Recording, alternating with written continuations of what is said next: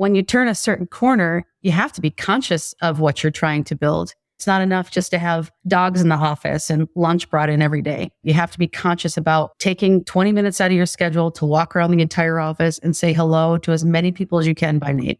Hi, Chad, how are you doing? Hi, Jessica, how you doing? Every single person, and mean it, not just walk through and not mean it. So I think if you want to maintain that culture, just like anything else, it takes work. Chad Peterman here, and you are listening to Can't Stop the Growth, a platform for leaders and teams to grow and thrive. We highlight the importance of personal development, pursuing greatness, and always chasing your potential. Let's get into it. Hello, and welcome to another episode of Can't Stop the Growth. I'm your host, Chad Peterman, and today I have a very special guest that is going to help you prepare to battle in 2024. 2023 has been a grind and really made us all look inward. What are we not paying attention to? Are we executing on the blocking and tackling in the business that produces results? When business is down and the leads aren't coming in, it's natural to place blame. It must be someone else's fault. Undoubtedly, oftentimes that blame falls on marketing.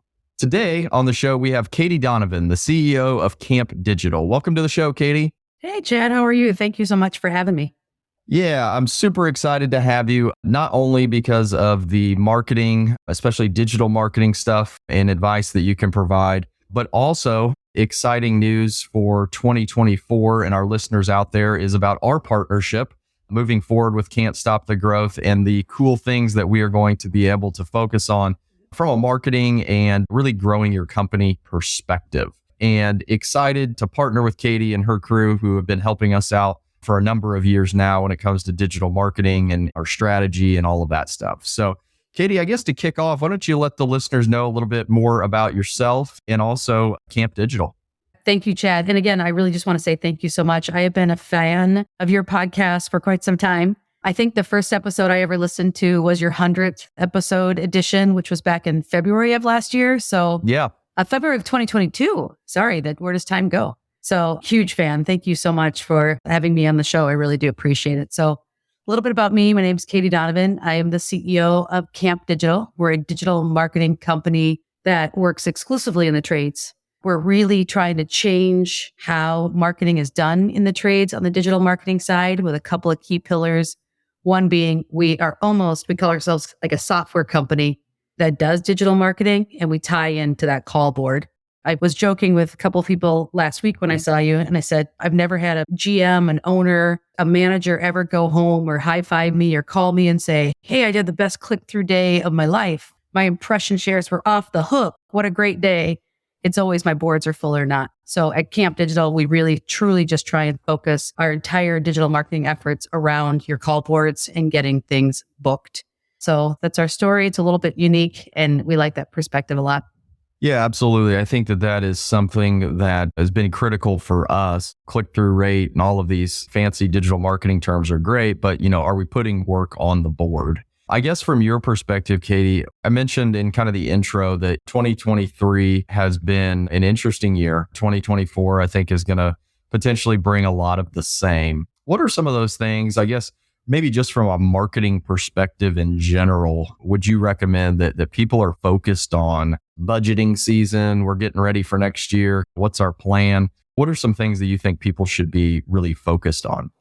I think everyone focuses on 2023, obviously, because we're just ending it. But really, from where we were watching it, we saw the shift start to happen in November of 2022. I think right along with those interest rates, right along with some of the instability through Ukraine and now the Middle East. And that does have an impact on people's purchasing decisions and how they purchase here. So some of the things that we're really focused on is one, everything's getting more expensive.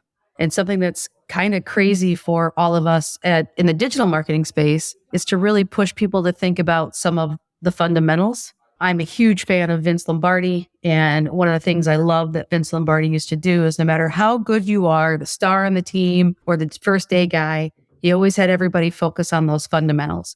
And I think that's wildly what 2024 and 2025 are going to be about, kind of getting back to some of those fundamentals in digital marketing, in the operations, in other forms of marketing.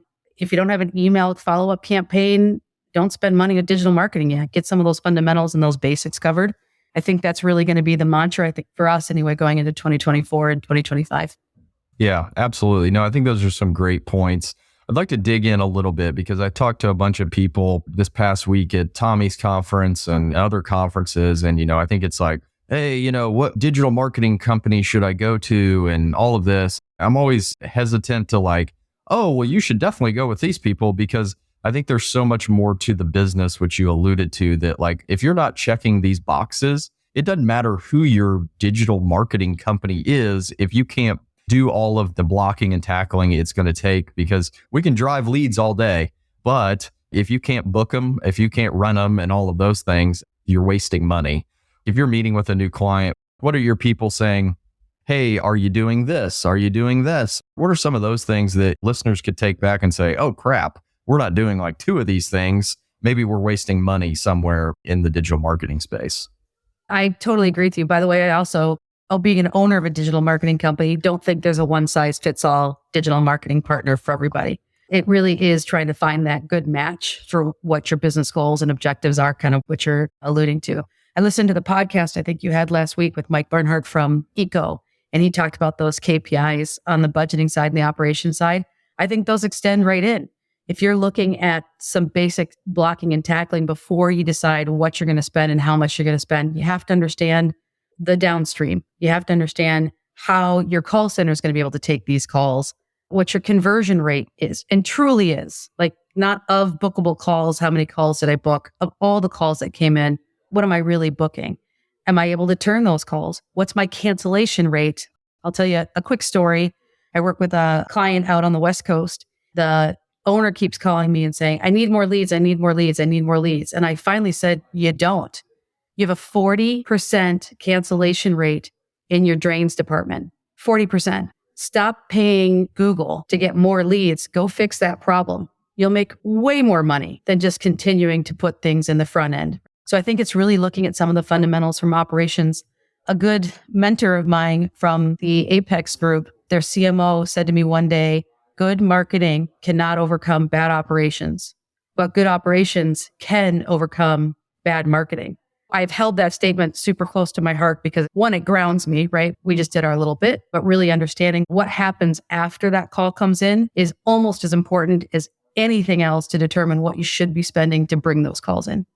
Yeah, absolutely. I mean, I think that's one of the things I've challenged our team with as we look at budgeting for 2024. It's like, well, let's not look at the calls we ran. Let's look at the calls that we got. And how many of those did we book? And if we just really focus on booking, and it could be 2-3% more, and then you lay over your conversion rate and your average ticket, how much could you grow and not spend another dollar? It's not always about just, hey, how much more money could we spend? And where you spend it matters, right? Again, I'm a digital marketer, so it's going to sound crazy, but do you have a good trainer? Do you have a good training process? I work with a large group on the East Coast, and they were asking the same thing. Hey, how much more should we add for our budgets next year? And I said, before you spend another penny, invest in a trainer. If you take that conversion rate up by 3%, not 30%, not 40%, not double it, right? But 3%, you'll add X more to the bottom line without spending more here. And you got a team member internally and a better customer experience and happier employees, and just kind of rising tide lifts all ships there. So no, I totally agree. I think it's looking down at the process for when that lead comes in and how it's handled. And not all leads should be handled the same way. I was just talking to another person the other day about form leads. If you have the same person answering your form leads that's answering your phone leads, you're doing a disservice to everybody who sends a form in or a check. Yeah. They're not at the same spot in the purchase journey as somebody who just calls you. Absolutely. I think that's a great point. One of the things I wanted to talk about today, because I feel like we've done a number of acquisitions over the last year and years prior. I would say one of the things when I talk to people that people may still be unaware of it is LSA ads. And those are something that we live and die on, hey, give them to us while you can type of thing. I know you're connected with Google and know all the inner workings of the history of it and where it is today. And especially if I'm a smaller company, is that something I should get into? What's your perspective on the history of LSA, what it looks like, all of the nuts and bolts to it? Well, you asked the right person, because I'm a local service ads fangirl, which is unfortunate. I think I just hit a low point in my career describing myself that way. But local service ads, or a lot of people call them the Google guarantee. They are now the 2 boxes that pop up at the very top of the page. And I was talking to the gal that runs local service ads about 6 months ago, and I was introducing her to someone, and I introduced her as the number 1 real estate broker in the world. And she kind of looked at me and she smiled and confused. And I said, you have the most expensive real estate. You own it. You manage it. It's the top of the page of Google every single time. It's also very low funnel. So at the top of the page, local service ads appears. Right now it's 2. It used to be 3 different companies that will show every single time 2. And they're very low funnel keywords. Plumber near me, electrician near me, roofer near me, garage door installation services in my hometown, right? All those super low funnel keywords. I'm a fan of local service ads because in demand services, which most of us have at least part of our business in demand services, from the time I discover I have a problem to when I'm making a conversion action, a phone call, form filler, chat, is generally about 20 minutes. It blows my mind. To put that in perspective, Chad, I used to come out of automotive. It's 15 hours, 14.89 hours of research before I do that for a car. It's 15 to 20 hours of research for a vacation.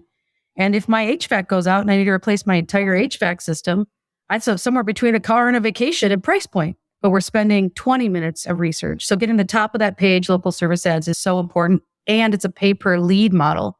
So you pay every time the phone rings and it's a direct call to you, unlike Angie or Home Advisor, where you might be splitting those leads. It's a direct lead to you. So yes, we are huge fans of local service ads.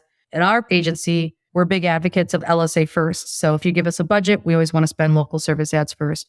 If you're a small contractor, it's maybe you and your cousin in a trucks, right? 2 trucks, 1 truck. You don't need a lot of extra leads. So local service ads, if they bring you 1, 2, 3 leads a week that you're paying on a cost per lead model, it's a great tool. It's a great service. I can't recommend it highly enough. It's super low bar to get involved.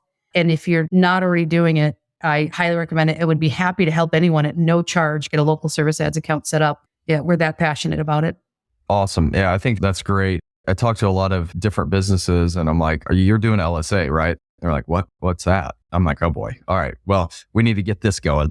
But I think that's interesting. And I want to touch on the comment that you made, and you made this at the conference that we were both at last week, is the whole 20 minutes to make a decision. If it's going to take 20 minutes, obviously you're not making a great decision in 20 minutes, especially when you're probably under duress. Your basement's flooding, you have no heat, whatever the case may be. What can people do, I guess, ahead of that 20 minutes? What are things that they can be doing to help with that buying decision? Because we never know in the emergency service business when that 20 minutes is going to happen.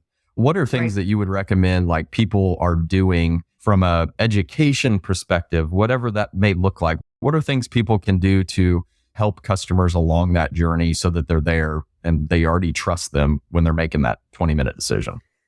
I'll blow your mind with another stat. And all of this comes from research we've done. We did a conference at Google a couple months ago, and we asked Google to pull some research for us and do some interviewing. And one of the other things we found through course of research on this front was that when someone types in emergency water heater service near me or in my hometown, at the very top of the page on every desktop, you'll see a result from Google. They're very proud of it. They've published it forever, saying how many results they brought you back in sub 1 second. So within sub 1 second, there's 1 million results often that come back. Within 3 seconds, the consumer decides what they're going to click on. 1, 2, 3. That's all the time you have to make that impression. And to your point, if you haven't laid some groundwork, it's a crapshoot on who they're going to pick. So I think heavily with some of the brand recognition, not to give shameless plug, but I sat on that panel next to KickCharge and they're amazing for not doing something with a company like that, doing brand recognition, mailers, emails. Again, it kind of goes back to some of those fundamentals, reviews. We're just talking about local service ads, but I think as important, if not more important than local service ads, is your Google business profile. And these are 2 things you can do for free. You don't need me. You don't need an agency. You can manage those from your truck in the morning while you're getting your coffee, looking at what job you're going to go to next. So those 2 things are so key. And then anything you can do around those local branding efforts. And again, you don't have to be a big company to do these things. If you're asking for a review, if you're a mom and pop shop, you can set an email that automatically goes out of your email system after somebody books an appointment with you with the link from Google Business Profile saying, hey, we're a local business. Your reviews are how we're going to grow. Please take a minute and give me a review and let me know how we did. That quick little email brings up those reviews. When people have those 3 seconds and they see that you're a 4.9 stars with 150 reviews, it's going to mean something in that quick decision-making process. That's awesome. Yeah, there's a ton of great stuff in there. I think the biggest thing that we've learned is just documenting video, print, whatever it is, like getting that stuff out there. I mean, especially if you're smaller, like take pictures of your work, video your work, have your helper video you ripping out an old, water heater or whatever it is, because while it's not super interesting to us because we do it on a daily basis, people are interested in it. And if you can make an impression and show the quality of your work, I think those are all great things. I love that you said that. One of the top videos that we've ever helped get out in the world was a video someone took from their iPhone down in Arizona of a water heater flush and all the sludge that's coming out of the water heater. And I was shocked, but it had hundreds of thousands of views. People loved it. Or team pictures. I joke, we have a group we work with down in Florida, and I joke all the time because they just put a team picture up, just took a team picture at an event and put it up on his Google business profile. You can do it. I can do it. An agency can do it. Anyone can do that. It had 17,000 views. I used to joke with a guy all the time. I said, it's like the new Tinder in your town. I think people are just like looking through it, looking for who they want to see, on your team. But it was amazing. One quick picture at, I think it was a Christmas event. They took a picture of the team, posted it, 17,000 views. That's crazy. One of the areas that we've had a lot of success in too on social is documenting when you do a charity event or you give away a free system or a water heater or whatever it is. Document that stuff. I mean, it's super easy. Like interview the customer. Like you just gave them a free water heater. Like, hey, what does this mean to you? How helpful has this been? And that gets a ton of traction on social for sure, which is only going to lead to people recognizing your name when they're making those quick decisions and different things of that nature. I love that. We have a small company I've talked to in the past that does a lot of charity work, and they don't want to advertise it because the owner feels that it's defeats the purpose of the original spirit of why they're doing that charity work. But I said to her, no. If you advertise it, people will hear about it. People will support you. And then you're able to do more of this. You bring awareness to those causes. It's not just bringing awareness to your business. It's a great circle. I think that can help. I say this all the time, but a rising tide lifts all ships. It helps your business, which helps you grow, which helps you support them. But it also brings awareness to those charitable businesses that we support. Yeah, absolutely. I think shifting that mindset, I'm not promoting it. I'm just providing awareness to the fact that we find these people doing really good things in the community and we want to support them. If you feel the same, you should support them too. Like you're totally out of the picture, but you get some of that kind of ancillary benefit, which is not why you're doing it. But if the overall benefit is just provide more awareness about your company and what you do and all of this stuff, it's not like, it'd be different if you put like a $50 off coupon in the corner of the picture. Don't do that. But yeah, there's definitely ways to do that for sure. One of the things I wanted to ask you about, just because you've worked with a number of companies in the industry, you mentioned operations is key.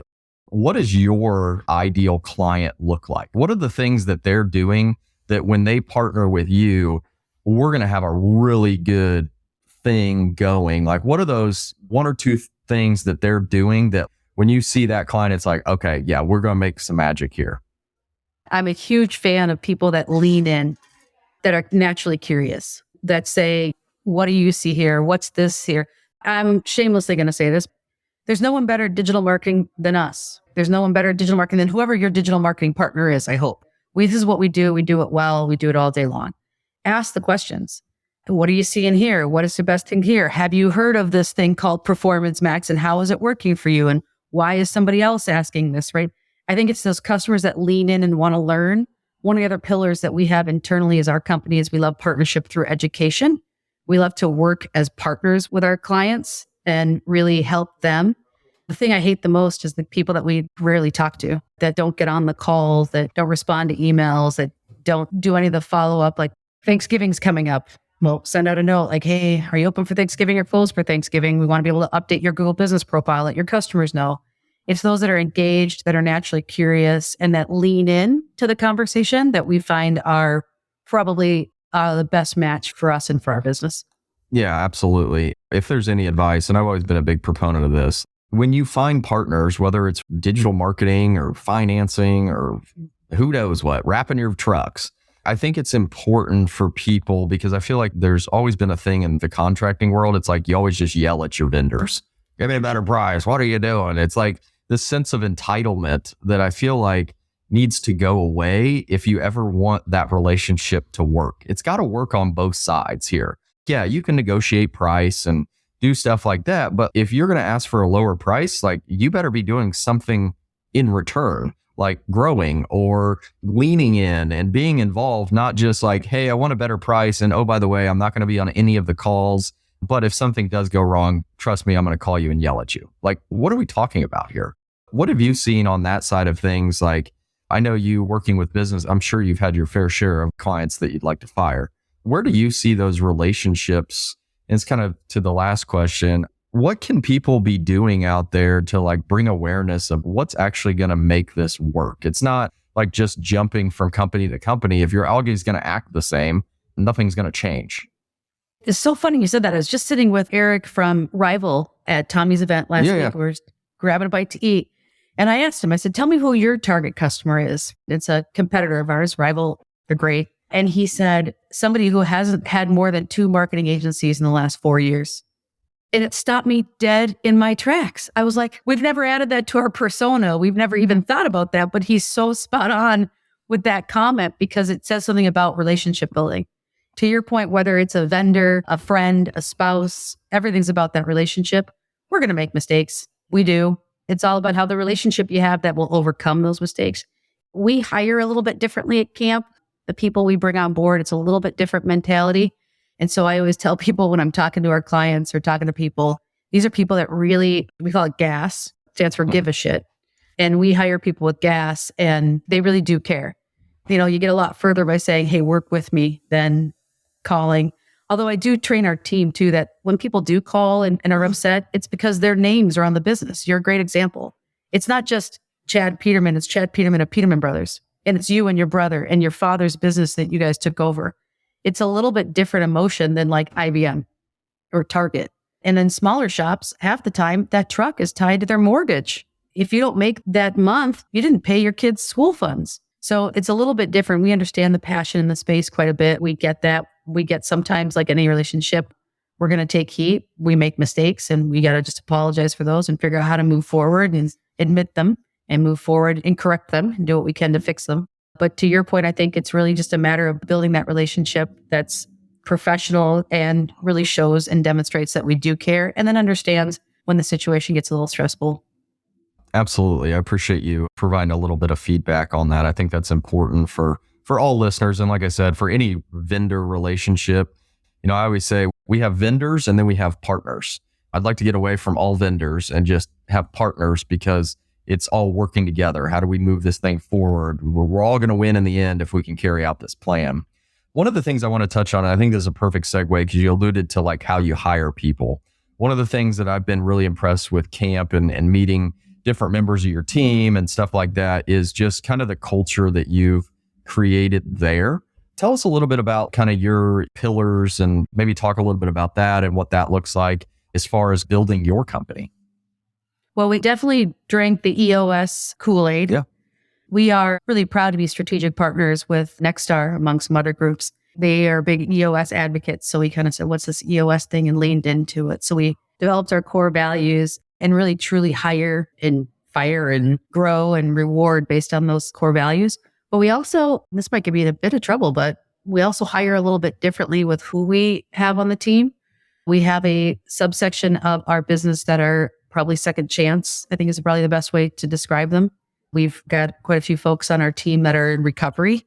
We take gambles on people, and they've all but one time in my career have paid off smashingly.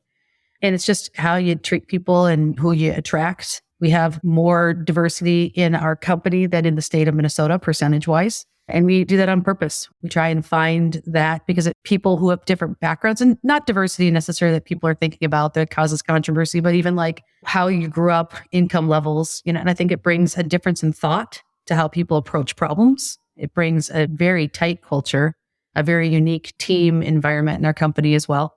And it's just really important to us. I protect our culture probably more than anything else I would protect in the whole company. We are really proud to say we're going employee stock owned. So that's a big thing that's hot off the presses. It's our goal to have that accomplished, hopefully this year, but if not by the end of first quarter. And I think that just goes to, I was listening to one of your podcasts about dreams and your visions. And one of the things that's unique to us is one of my dreams and my visions is for, our goal by the end of 2025 is to have 120 employees. By the time that ESOP hits 5 years, I want 100 of those 120 to be able to buy a house.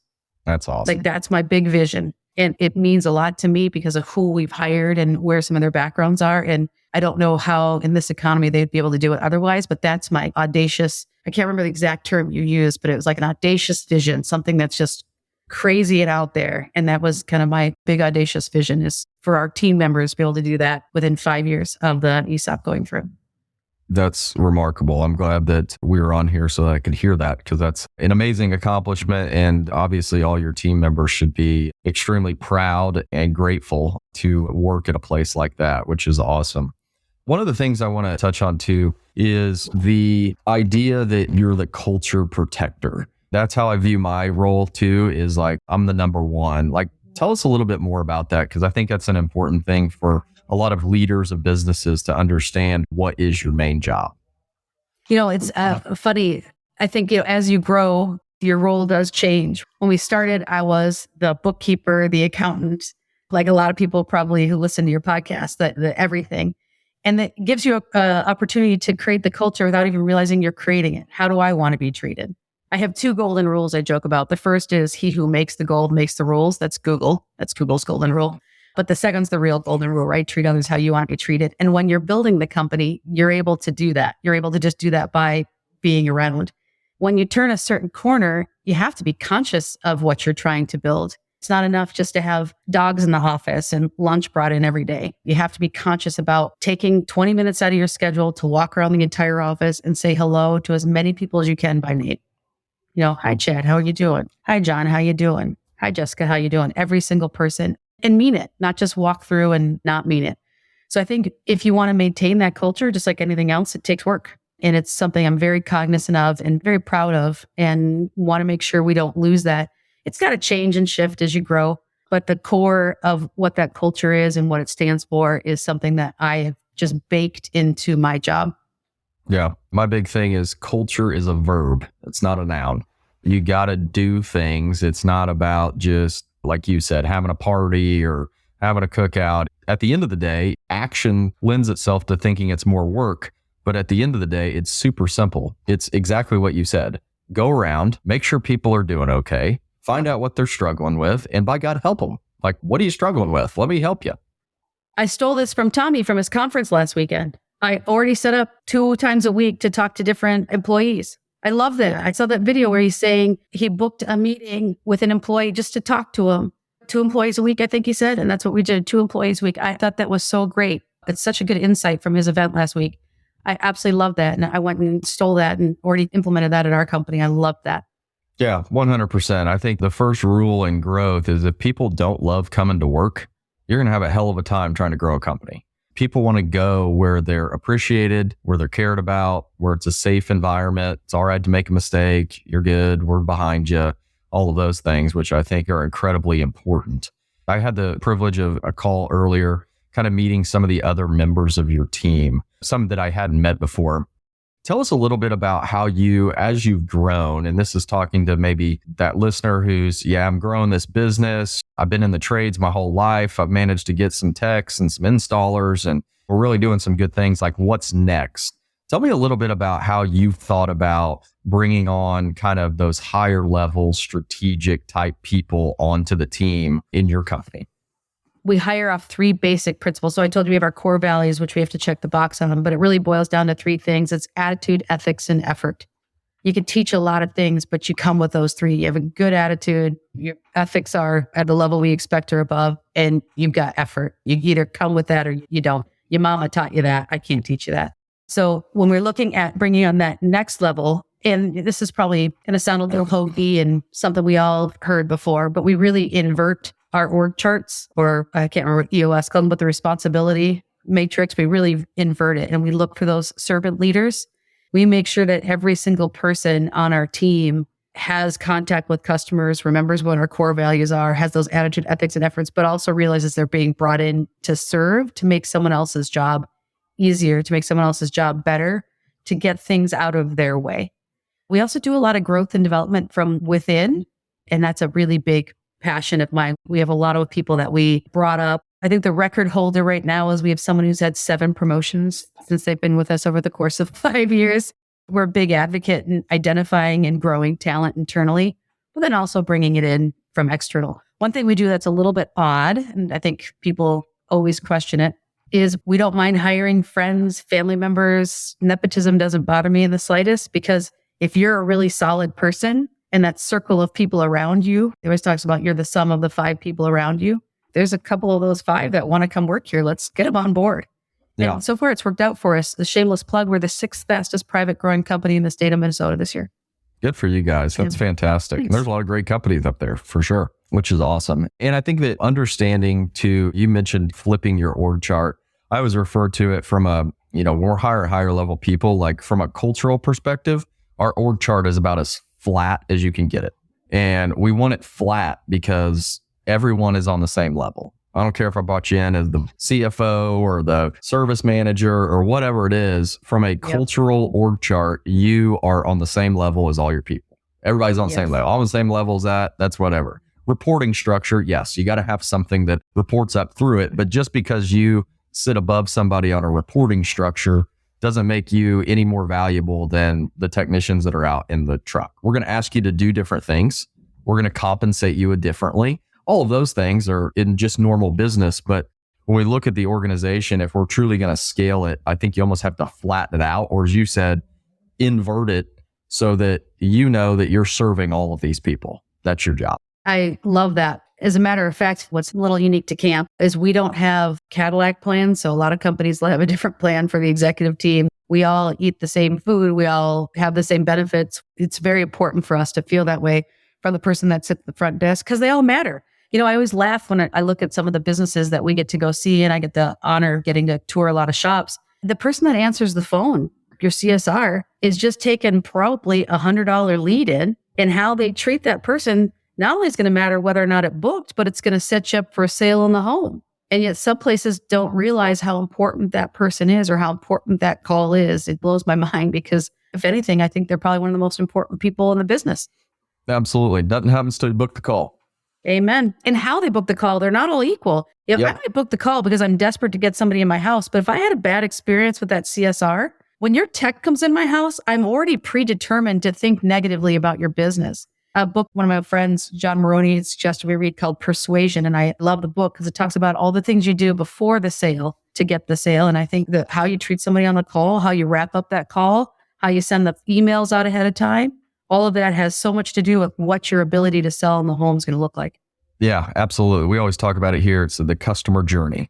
And we go through it with every new hire, regardless of position, because it's important for the technician to even know like what was said on the call. And obviously they can go and listen to recording, different stuff like that. But hey, this is how we're training the people that pick up the phone, our customer service reps. This is how we're training them to treat the customer, so that when you get to the home, like, don't disappoint. They've already talked about their dog and the house they just moved. They've already created a relationship. So now it's your turn to take the baton and continue to do that. I think is extremely important when you're thinking about all of the pieces that it takes.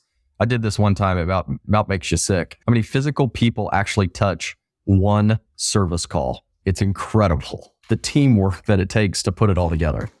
Yeah, 100%. And yet we still want to choke one person out, right? What was wrong? How come we didn't get that sold in the house? You're right. The whole process has to work together. It is pretty amazing when you think about all the people that touch a lead that gets sold, down to the bookkeepers that make sure it gets paid and assigned properly. You got it. Well, thank you for sharing that. I think that is, to me, provides a little bit of insight. I think kind of the theme of this is how to become a partner with a company as opposed to a vendor. And I think knowing a little bit about who you guys are and the way that you operate, that's what we try to do really with this podcast as a customer facing piece, is like, hey, just here's some insight into how we operate. We're not like cutthroat, going to try to screw over people or anything like that. Like, hey, we're just normal people. we're trying to figure this out. We're going to make mistakes. Things are going to happen, so on and so forth. And so I think that's really exciting. I guess if someone is thinking about, okay, really like what Katie had to say, I'm looking for someone or I need some help. What does that customer journey look like? Like if I'm new, I'm like, digital marketing, shit, I didn't know what LSA was, business profile. Maybe I need some help here. What does that typically look like for a client of yours? Well, we have a couple of different offerings, but I will go back. I said it and I mean it and I do it. A lot of people say things, big difference. Friend Bill Russell, who was at Home Service Freedom, now got a new job, but he had said to me the other day, there's a big difference between saying and doing. We've all heard that, but I love when he says it. If anybody needs help with local service ads, small shop, big shop, don't care. We are happy to help. Set you up a local service ads. We will do it. No charge, no strings attached.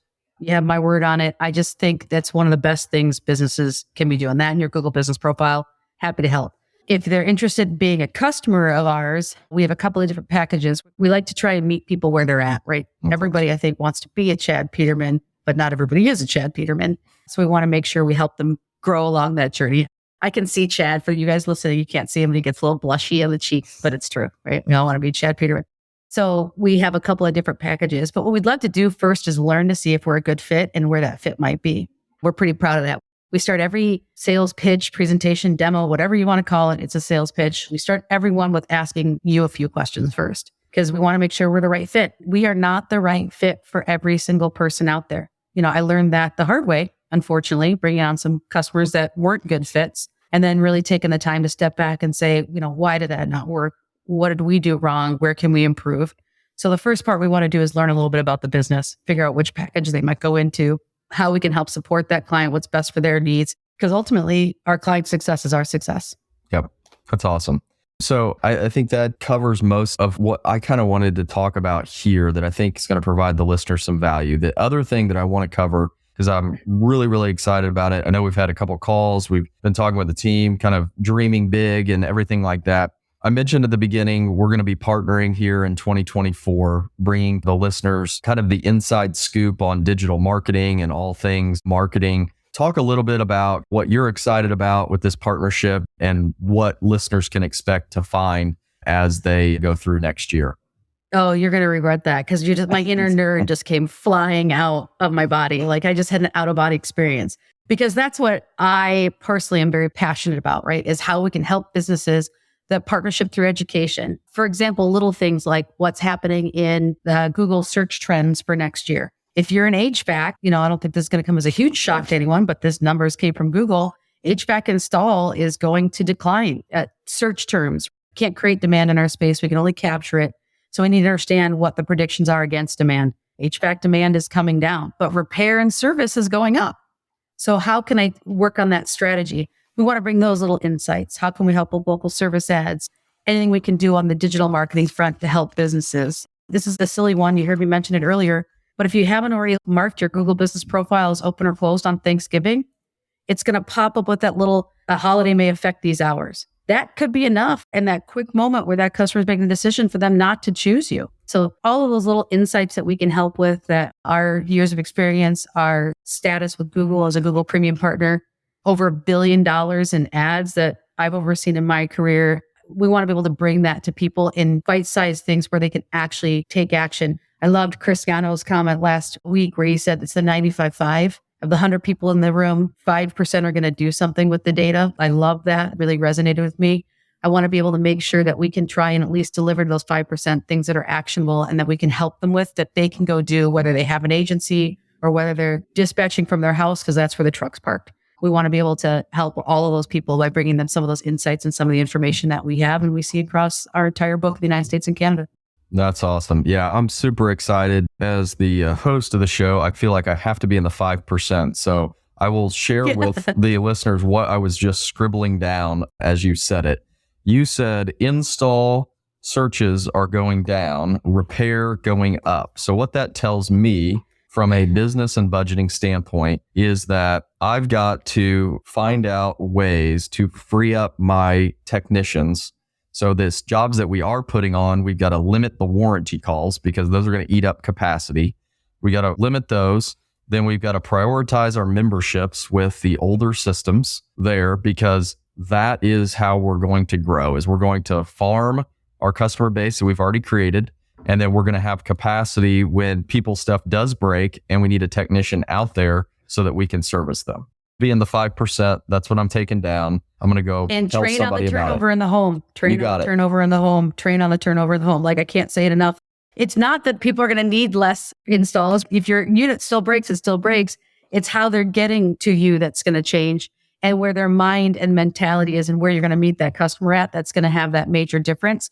And I love everything you just said. And that's taking that little teeny piece of data and making it actionable that can actually help improve a business. Absolutely. And these are all things like, I don't even have to spend any more money on marketing to do that. I just got to go into the operation and fix that, because the leads, if we spent $10 today, we can spend $10. We just have to reposition our operational focus on, to your point, hey, our technician's doing a really good job. Are we creating that trust? All of those things. So that's just a glimpse into, I think, what listeners can expect here moving in 2024 is things like those. I think where the partnership is hopefully going to be, or where I'm going to try to provide value, is as you or people on your team give us, hey, these are things you should be doing. My hope is to take it to that operational piece and go, okay, what did I just learn from that? Okay, from an operational perspective, this is what I'm going to go do. So the hope is between the two of us and people on your team, we can provide both sides of the coin. It's one thing to listen to